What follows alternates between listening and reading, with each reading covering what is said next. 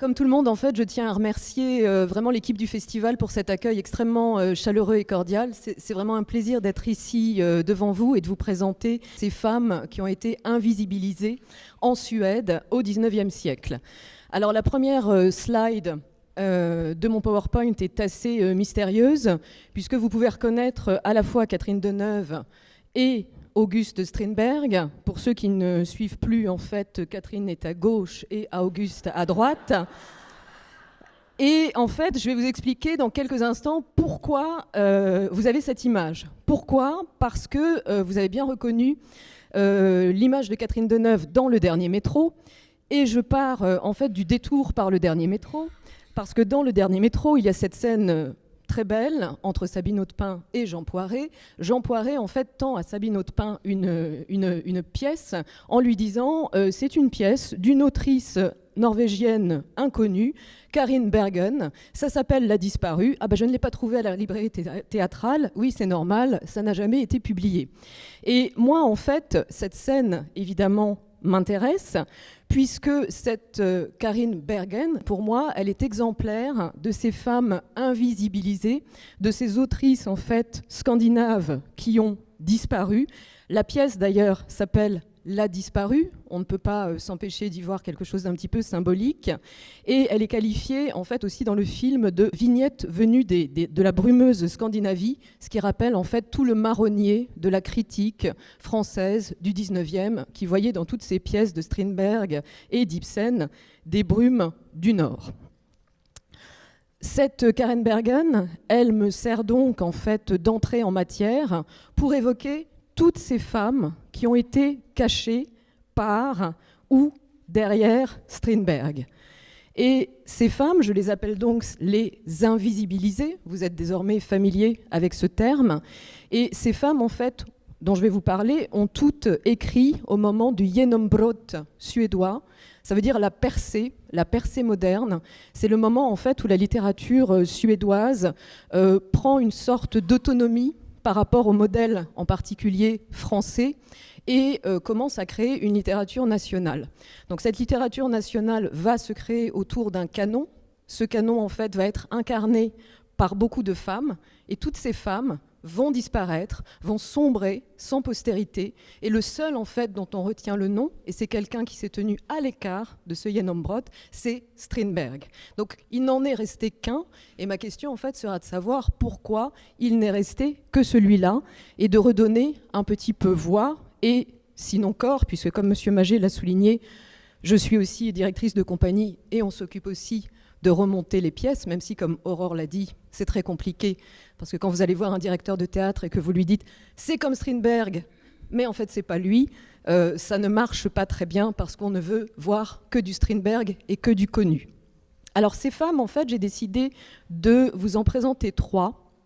La première, l'invisible numéro 1, donc, c'est Victoria Benedictsson. Elle naît en province, en Scanie, en 1850, de parents extrêmement mal assortis, ce qui fait qu'en fait, elle va contracter un mariage de raison avec un veuf déjà nanti de 5 enfants, qui lui donne toutefois une position sociale qui va lui permettre d'écrire sous un pseudonyme masculin, celui de Ernst Ahlgren. Et on fait souvent, en fait, de Victoria Benedictsson une maîtresse du réalisme. Elle aussi est polygraphe, comme beaucoup de ces femmes dont nous avons parlé, et elle a écrit des romans, en particulier un roman qui s'appelle Pengar, en 1885, L'argent. Ça évoque la vie d'une femme qui aurait aimé devenir artiste, mais qui se retrouve enfermée dans un mariage ennuyeux. Donc c'est un roman de l'artiste au féminin qui se termine par un fiasco. Madame Marianne évoque aussi la vie d'une femme qui renonce à ses aspirations romantiques pour créer un vrai mariage basé sur l'égalité avec son époux. Il y a aussi des nouvelles, Ur Mörkret, sorties du néant, qui esquissent le drame d'une jeune fille qu'on a élevée comme un garçon et qui va se heurter en fait à la société qui n'est pas prête à cela. Et puis il y a donc en fait ces pièces de théâtre, et il y a en particulier une pièce de théâtre en un acte qui s'appelle Au téléphone et qui anticipe en quelques mesures sur la voix humaine de Cocteau, puisque la pièce évoque la conversation au téléphone d'une femme et de son soupirant. Et puis de sa mort en 1888, je parlerai plus tard, et vous comprendrez pourquoi je décidais de l'appeler la sacrifiée. On a beaucoup parlé en fait aussi de la disponibilité des œuvres. Première chose à vous dire, en fait, ces œuvres n'avaient pas été traduites en français, et en effet, un de mes travaux pour les faire se découvrir en fait était de les traduire, et donc vous avez une petite pièce de Victoria Benedictson qui s'appelle La Juliette de Roméo, donc en fait une actrice qui joue le rôle de Juliette et qui s'avère être une femme mariée très bourgeoise avec 4 enfants, donc une sorte d'anti-archétype de l'actrice, donc qui a été traduit dans un numéro de l'Avant-Scène Théâtre. L'invisible numéro 2, ce serait Alfide Agrel, que j'ai envie cette fois-ci d'appeler la réplique. Elle est née en 1849, la même année que Strindberg, et en fait, elle reçoit une éducation classique, quelques cours de langues étrangères, de piano, et tout ça fait qu'elle est prête à épouser, à 19 ans, un commerçant plus âgé, avec lequel elle n'aura pas d'enfant, mais elle va pouvoir s'installer à Stockholm, fréquenter des cercles mondains, et puis, surtout, donc, commencer à écrire. Elle commence donc par des comédies en un acte, puis ensuite des pièces plus ambitieuses. La pièce qui, à la limite, serait la plus intéressante, c'est Sauvé, en 1882, qui est le premier grand succès d'Agrel et qui est de façon explicite une réplique à une maison de poupées d'Ibsen qui avait été jouée à Copenhague en décembre 1979. Les féministes avaient considéré que ce qu'avait écrit Ibsen n'était absolument pas réaliste et qu'une femme comme Nora n'aurait pas quitté sa maison en laissant ses enfants. Donc il y a eu un certain nombre de répliques suédoises ou norvégiennes à la pièce d'Ibsen, et donc Sauvé en fait partie. À Sauvé succèdent un certain nombre de pièces, Condamnée, Seule, pièces qui évoquent sans embâche la condition féminine, des thèmes en fait qui sont communs avec les pièces dont nous parlait Martine tout à l'heure, c'est-à-dire le mariage et même les questions d'avortement, d'abstinence sexuelle. Donc ça va en fait assez loin en fait dans les revendications féministes. Troisième invisible, en effet, c'est Anne-Charlotte Lefleur, et cette fois-ci en fait je l'appellerai plutôt l'ennemi. Anne-Charlotte Lefleur, elle naît dans une famille extrêmement privilégiée, puisque ses frères en fait vont être scientifiques, linguistes, et c'est la seule fille. Et donc, on va lui donner en fait la possibilité aussi d'avoir une éducation extrêmement poussée pour une fille. Elle n'ira pas à l'université, il faut quand même pas exagérer, mais elle peut quand même écrire chez elle, et elle est surtout encouragée par son père, qui a ce geste absolument merveilleux d'aller voir un éditeur et de proposer en fait qu'on édite les nouvelles de sa fille de 19 ans. Alors évidemment, sous pseudonyme, un pseudonyme masculin, mais c'est quand même l'entrée en littérature de cette petite jeune fille. Et à la suite de cette entrée en littérature, elle se marie, évidemment, pour avoir une position sociale, et elle ne va cesser d'écrire. Et la percée, en fait, qu'elle a, c'est une pièce qui s'appelle La Comédienne, que j'ai aussi traduite, donc en 1873, qui prend, en fait, comme héroïne une comédienne qui en fait décide de renoncer au mariage pour poursuivre son art. Donc on ne peut pas ne pas lire là-dedans ce que veut dire aussi une autrice sur son art. Là encore, une femme extrêmement polygraphe, puisqu'elle a écrit en fait des nouvelles, des romans, des essais, et qu'elle a aussi été journaliste, allant enquêter par exemple en fait sur la prostitution à Londres. C'est aussi une femme qui a été engagée, qui avait en fait des salons qu'elle animait à Stockholm. Elle s'est engagée aussi pour quelque chose qui peut paraître anecdotique, mais qui a finalement beaucoup d'importance, qui est la robe réforme. Cette idée, en fait, que les femmes du 19e n'étaient peut-être pas obligées d'être coincées dans des corsets, mais pouvaient en être libérées. Et elle a été une des premières femmes, en fait, à militer pour cette robe réforme, donc sans corset, libre, et à la porter. Elle a aussi correspondu, en fait, avec un certain nombre d'intellectuels, et pour le coup, elle est extrêmement connue de son temps, comme le sont de fait toutes les autres. Disons d'abord que ces trois femmes ont en commun un certain nombre de similarités. Toute leur vie ne furent pas tragiques, mais la plupart le furent, et toutes firent le choix de se marier par un mariage de raison qui leur donnait la possibilité d'écrire. Chance ou malchance, aucune n'eut d'enfant, ce qui leur donna aussi la possibilité d'écrire. Autre trait commun souvent à ces autrices et à beaucoup d'autres autrices, l'emploi de pseudonymes masculins pour se faire publier. Ces autrices donc sont nées presque la même année et en tout cas exercent leur art au moment du Genombrot, qui est donc ce moment de percée dans la modernité. Autrice polygraphe, je l'ai dit, autrice engagée et autrice qui souvent prennent comme héroïnes des femmes artistes. Toutefois, et je l'ai dit à propos de Les Fleurs, leur point commun aussi, c'est que leur invisibilisation commence assez vite, même de leur vivant. C'est-à-dire qu'elles ont 10 ou 15 ans de célébrité éclatante avant que soudain tout cela s'effondre. Il y a une exception à cela, c'est Victoria Benedictson. Benedictson, en fait, n'a jamais été invisibilisée. Elle a toujours eu sa place dans les anthologies, mais elle a eu sa place dans les anthologies parce qu'elle a écrit un journal intime, genre, que l'on considère comme féminin. Donc, elle pouvait avoir cette postérité. Et puis, Victoria Benedictson reste dans les anthologies, sans doute par la petite histoire, parce qu'elle a mis fin à ses jours à 38 ans, en se tranchant la gorge dans une chambre d'hôtel, après avoir lu une critique d'un critique masculin qui disait que son œuvre n'était qu'un ouvrage pour dames. Donc, évidemment, elle a été récupérée et n'a, de fait, jamais trop été oubliée à cause de cela, au point même qu'il y a un livre dans les années 1940 en France, un livre de Lucien Maury qui lui est consacré. Ça s'appelle « L'amour et la mort » d'Ernst Ahlgren. Vous voyez bien que ce n'est pas tellement les problématiques littéraires dont il est question ici, mais plus la vie amoureuse de cette autrice, en plus ici résumée à son pseudonyme masculin. Que s'est-il passé en fait donc pour que ces femmes soient invisibilisées ? Eh bien, en fait, c'est assez simple. Elles ont en effet disparu des anthologies. S'il y a eu un succès, s'il y a eu donc émergence, s'il y a eu une première légitimation, cette légitimation, elle s'est très vite effondrée. Il n'y a pas eu consécration, il n'y a pas eu perpétuation. Ici, je reprends en fait les 4 étapes qu'Alain Viala distingue pour devenir un classique.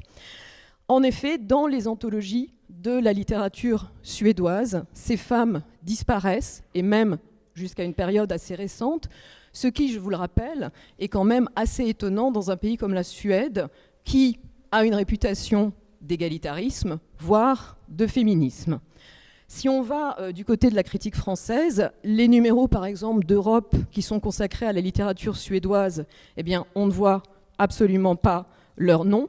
Et puisqu'en fait on parle en fait uniquement d'auteurs plus contemporains, et dans la somme qui est l'histoire des littératures scandinaves de Régis Boyer, on ne voit pas non plus en fait le nom de ces femmes, et le jeu sur le gender est assez intéressant chez Régis Boyer, puisqu'il a un chapitre qui s'appelle « Les hommes du Genombrot », et à l'intérieur on trouve Victoria Benedictson sous son pseudonyme masculin. Et quand il veut parler d'une femme qui est peut-être un petit peu en avance, il l'appelle le précurseur. Donc, c'était pas tout à fait gagné. Et de fait, la bibliographie en fait, sur ces femmes, elle est plutôt le fait de femmes, Laura Marholm, Louise Crupi. Alors, ce n'est pas forcément des femmes qui sont extrêmement gentilles, sympathiques et positives à l'égard de ces autrices, mais il n'empêche, elles écrivent quand même sur elles. L'exception, en fait, serait Maurice Prosor qui consacre une petite notice, en fait, à Les Fleurs dans un petit opuscule, mais c'est vraiment plutôt l'exception. Alors, cette invisibilisation, elle est surprenante, déjà parce qu'on est en Suède, je vous l'ai dit, et aussi parce que c'est le moment du Genombrot. Et en fait, cette percée moderne, on aurait pu se dire, puisque cette percée moderne, c'est une émancipation de la Suède par rapport au modèle français dominant. Est-ce qu'on n'aurait pas pu se dire que c'était aussi une période pour l'émancipation des autrices, voire des femmes? Alors, ça l'est, mais de façon très étonnante, lorsque l'on parle du Genombrot, en fait, on va oublier les femmes qui ont accompagné ce mouvement.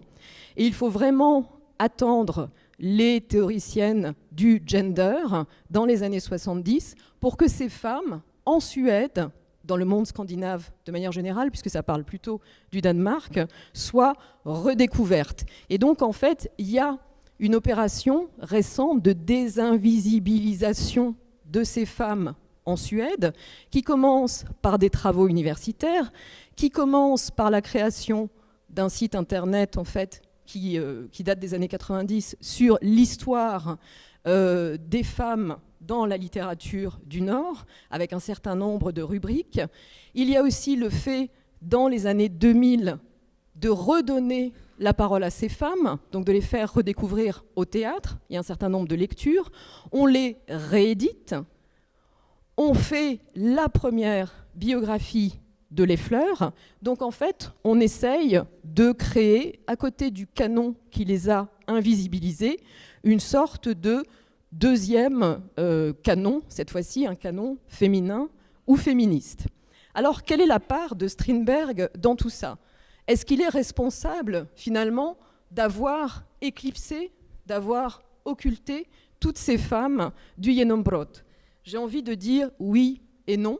Les relations en fait de Strindberg et des femmes, c'est des relations extrêmement compliquées. Je ne parle pas seulement de ce qui se passait dans sa chambre à coucher ou son salon, ce qui ne nous concerne pas ici, mais en tout cas, le débat est toujours vif pour savoir en fait si Strindberg était un vrai misogyne, un faux misogyne, ou quelqu'un qui aimait tellement les femmes que du coup il en parle de façon affreuse.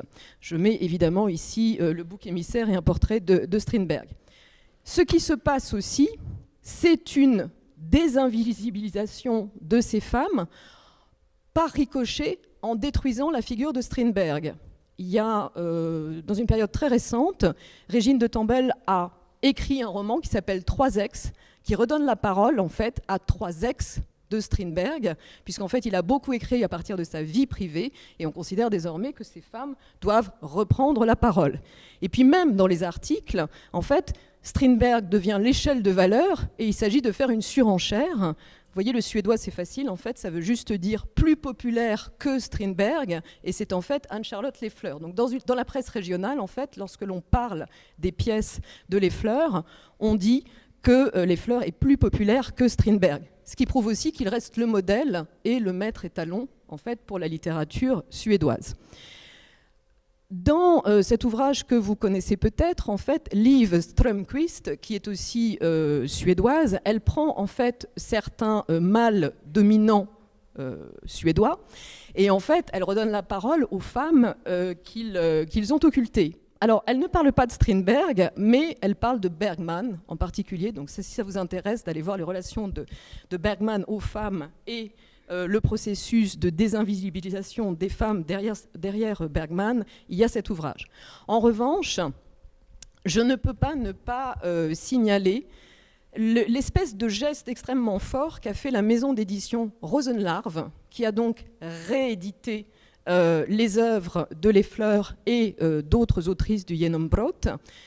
La maison d'édition Rosenlarv fait paraître Mariée 2, alors qui est un ouvrage de nouvelles d'une misogynie assez terrible, mais en fait, la maison d'édition réédite Strindberg en mettant que des pages blanches.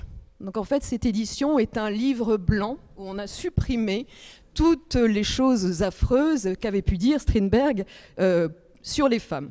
Alors, essayons de conclure. Est-ce que Strindberg est responsable de l'invisibilisation de ces femmes? Oui et non. Non, parce que finalement, c'est un phénomène qui dépasse Strindberg. Strindberg, c'est le seul qui a émergé par peut-être une sorte d'effet Matilda ou d'effet de halo. La littérature suédoise, c'est une littérature mineure. On ne peut pas retenir plusieurs noms dans l'économie de la littérature mondiale. Et là, je renvoie aux travaux de Pascal Casanova. Et donc, on ne va retenir que celui de Strindberg. Pourquoi celui de Strindberg?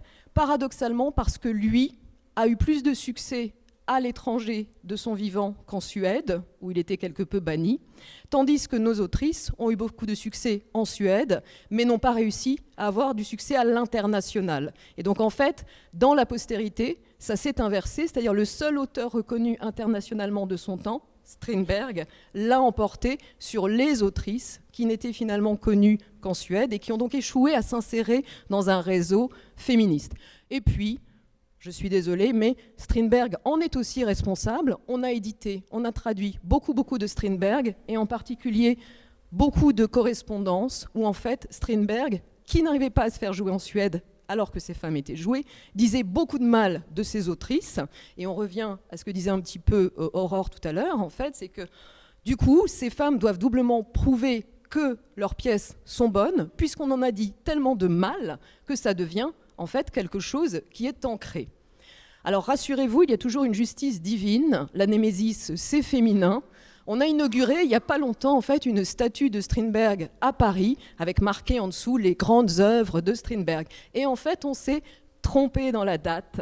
Donc il y a un énorme cache noir en fait sur Mademoiselle Julie parce que ce n'est pas la bonne date. Je ne peux pas m'empêcher de penser que les autrices, quelque part, y sont pour quelque chose dans l'invisibilisation des œuvres de l'affreux Strindberg. Merci beaucoup.